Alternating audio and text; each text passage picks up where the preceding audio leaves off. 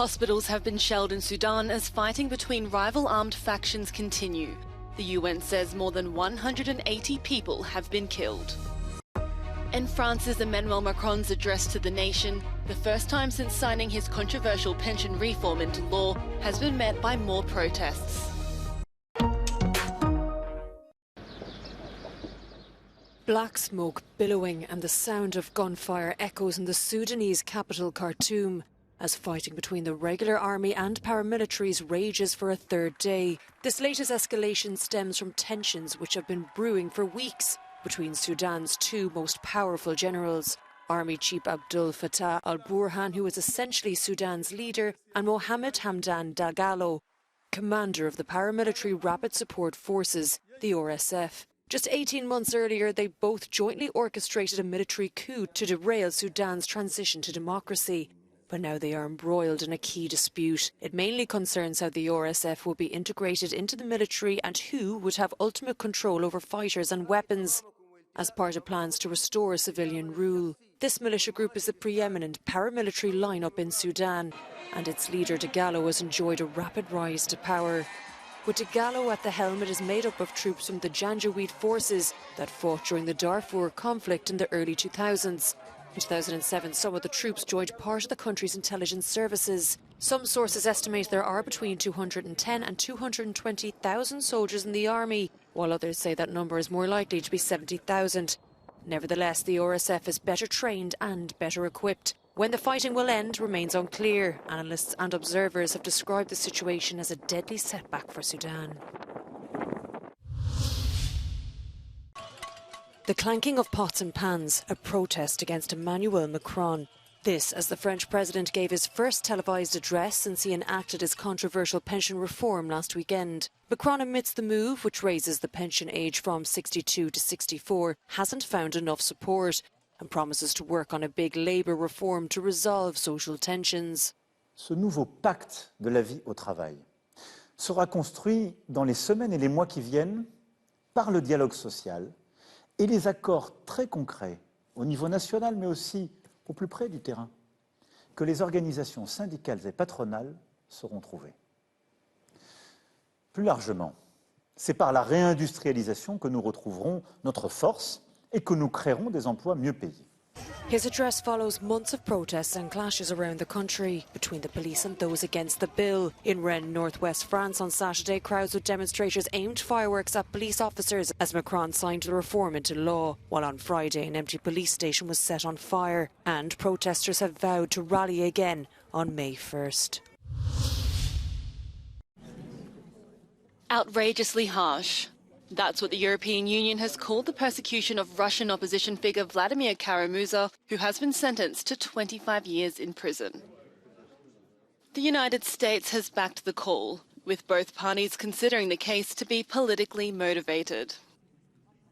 This is unacceptable. This is yet another demonstration by Russian authorities of the political misuse of judiciary in order to pressure activists, human rights defenders and any voices opposing Russia's illegal aggression against Ukraine. This so-called trial, apart from being politically motivated, also did not meet the international standards when it comes to fair and public hearing by a competent, impartial and independent tribunal. Kara-Murza is one of the most known critics of the Kremlin. The Russian-British former journalist and politician was accused of treason, disseminating fake news about Moscow's army and the managing of a so-called unwanted organisation. Other charges are based on his criticism of Russia's invasion of Ukraine and accusations of war crimes. Kara-Murza denies all accusations. He is the latest of several Putin opponents to have been arrested or forced to flee Russia. Ukrainian and Russian armed forces are fighting extraordinarily bloody battles in the ruined eastern city of Bakhmut, but Ukrainian forces are still holding on, Ukraine's military has said.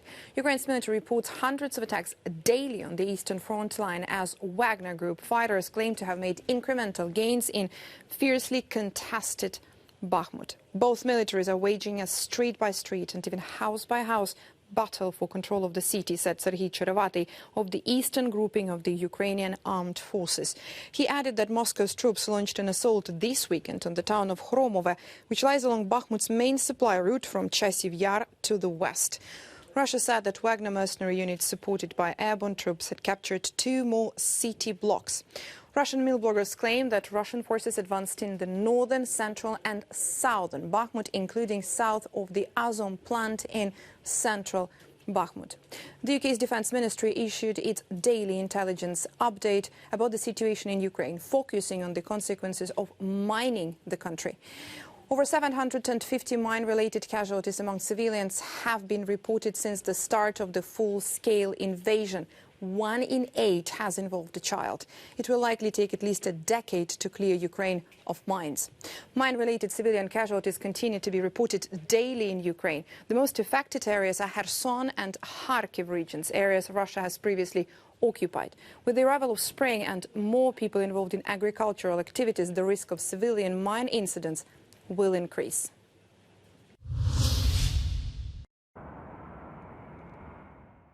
A French court has acquitted Airbus and Air France of involuntary manslaughter in the deadly 2009 plane crash.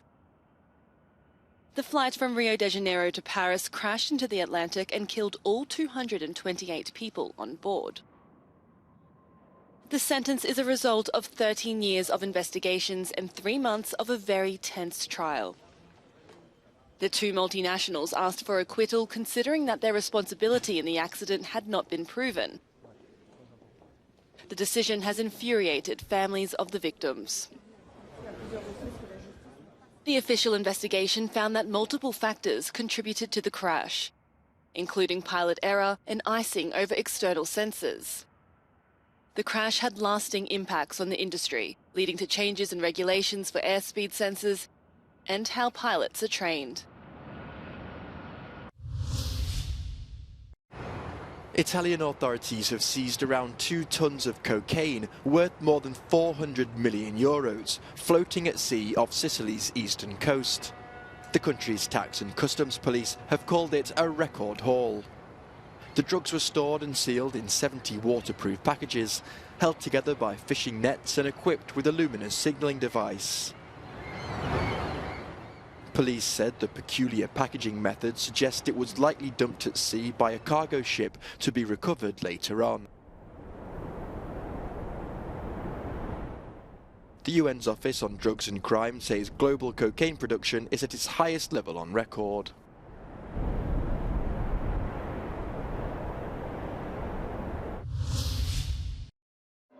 The Vatican is in the spotlight again. Tensions are at fever pitch after Pietro Orlandi, the brother of Emanuela who disappeared in 1983, suggested that John Paul II used to leave his papal apartments at night and, to quote, certainly was not to bless houses.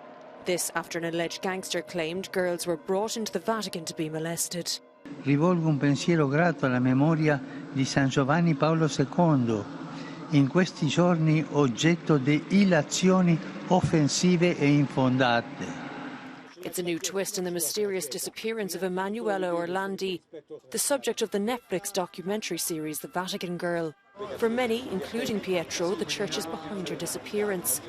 The Holy See has reopened the investigation into what some say was a kidnapping, but a motive has never been determined. Io ho potuto verbalizzare tutto quello che avrei voluto verbalizzare, tutte le cose di cui ho detto questi giorni in televisione, no? Parlando degli argomenti legati alla famosa trattativa, a quei documenti che ho in mano riguardo la questione di Londra, quindi il trasferimento di Emanuele a Londra, le questioni riguardanti la pedofilia e gli altissimi preparati che potrebbero essere legati alla questione della pedofilia. The disappearance was linked to several investigations, including an assassination attempt behind John Paul II in 1981. Other theories consider that Emanuela could have been the victim of a paedophile ring or a mafia gang.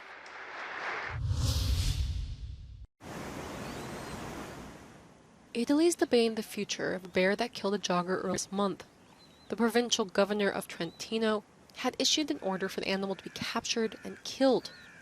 More than 40 rangers were deployed in the forest to capture the animal, known as JJ4, and the governor vowed it would not be the only target. But a court in northern Italy then suspended the order after an appeal by environmentalists. Officials say the culling of JJ4 could still happen. State sereni, ne abbiamo 70 da spostare. Portateci i nomi di dove li volete, abbattiamo questi 3 qua, poi ne abbiamo altri 70 da portarvi. But the question remains, how should people respond when interactions between bears and humans become violent? Brown bears were reintroduced in Italy's Trentino region in 1999 through a program co-financed by the European Union. Just 10 bears from Slovenia were moved to the area. The number grew to 100 in just a couple of decades. But according to experts, there was one thing left out of this program: education. Era fondamentale in questi anni lavorare soprattutto sul comunicare alle persone come ci si comporta. Questo è stato fatto poco dalla provincia, come è stato fatto poco sulla connettività ecologica, quindi questi orsi che sono cresciuti di numero dovevano espandersi al di fuori del Trentino occidentale. Steps such as getting hikers to carry pepper spray could save lives. And while the fate of wild bears in Italy is still debated, other places in Europe are taking drastic steps to curb their population, such as Slovenia, which is set to kill 200 of its 1,100 bears. We're going to do this, what we now call... SpaceX has postponed the launch of the biggest rocket in history. Flight preparation at the base in Texas was interrupted 40 seconds before liftoff due to technical issues. There won't be another launch until at least Wednesday. The super heavy space vehicle named Starship measures a record 120 metres. It is supposed to serve missions to the Moon and Mars. For this test flight, Starship was supposed to do an almost complete orbit of the Earth to check engines and systems. In the end, they will release that.